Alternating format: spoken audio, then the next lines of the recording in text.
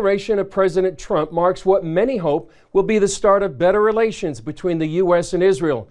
For 8 years, President Obama often took a hard line against Prime Minister Benjamin Netanyahu and his policies. Now it looks like we're about to see a big change. When Donald Trump stunned the world on Election Day, some knew it also signaled a transformation in the U.S.-Israeli relationship. Night and day, I think it will be dramatic, and it'll be immediate. There's no doubt in my mind. Former Governor Mike Huckabee sees a big difference over the last 8 years. I'm very optimistic about these next few years. I think it's going to mark a dramatically improved relationship between Israel and the United States. The one thing that we can be very confident about with Donald J. Trump is he's a man of change. Trump transition team member Becky Norton Dunlop believes Trump will take a new look at old Middle East problems. I think that's one reason why people in Israel who have not liked the old way of doing things are hopeful and optimistic, because they at least see that in this new president, America is going to relook at some of these old problems. Huckabee sees the failed two-state solution, the plan to give the Palestinians their own country side by side with Israel, as one old problem. Another one, the unwillingness to move the U.S. Embassy to Jerusalem. He expects David Friedman, Trump's choice for ambassador to Israel, will be part of addressing those changes. I think he believes we need to stop the BDS movement, which is very hurtful, not just to Israelis, it's hurtful to the Arab population of Israel as well.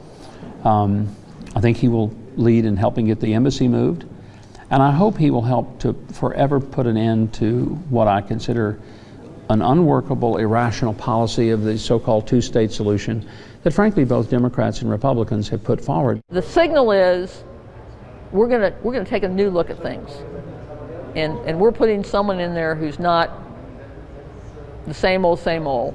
With his decisions so far, it's fair to say that the Middle East hasn't seen anything quite like Donald Trump. In the waning days of his presidency, President Obama tried to change the dynamics of the Israeli-Palestinian peace process. First, he ordered the U.S. to abstain from UN Resolution 2334 that declared parts of Jerusalem and the biblical land of Judea and Samaria occupied Palestinian territory. After that, many expected the Paris Peace Summit to continue to paint Israel into a diplomatic corner. But the summit ended with more of a fizzle than a bang. More than 70 countries sent representatives to the Paris Peace Summit, including more than 30 foreign ministers. But the final resolution said nothing new. Our first goal is to say, with strength, that a two-state solution is the only possible one.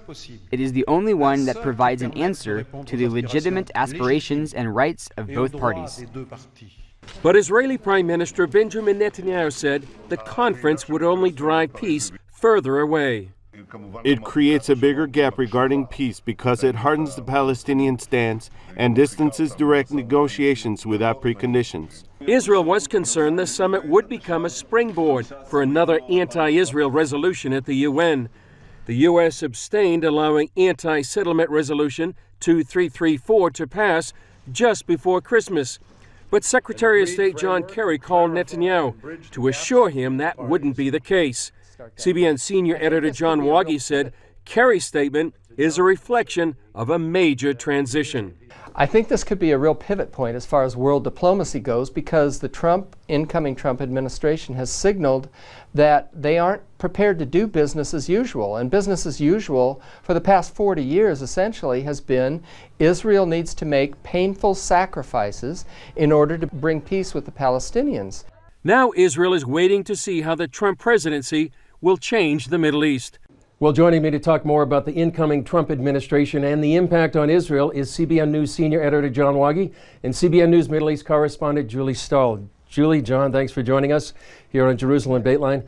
Tell us about, you talked about a historical pivot point in this story we just aired.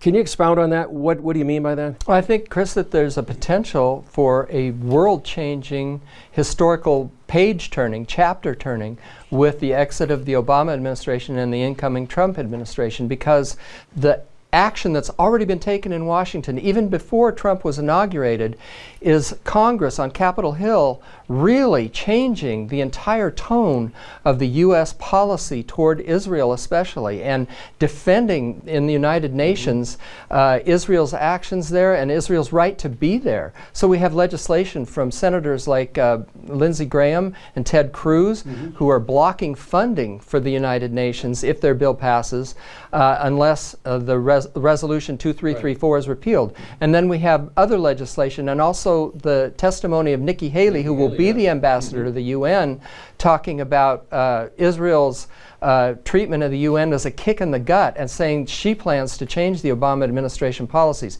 So that's a big change in foreign policy for the entire world, not just the United States. Right, and you had mentioned earlier that before we went on camera, maybe similar to what happened in 1981 when Reagan took over from Jimmy Carter. There is that possibility. The tone is going to change dramatically. Now, one thing Reagan didn't have when he took over from Carter was all the protesters that planned to protest Trump's inauguration and the time right after that. With Reagan, there was still a civility in the country that we don't see right now. So there is that change. Julie, you've been down to Mahane Yehuda. We're going to share that later in the show. You've talked to Israelis, and we have reaction from even the mayor of Jerusalem. How would you define or characterize the reaction here in Israel to the new Trump administration? Well, I think everybody's pretty happy about it. Even before the elections, even when Trump just had first won, people were saying like, well, we thought we liked Hillary, but we think Trump will be better for Israel. So definitely people are looking forward to a friend in the White House, different than President Obama was.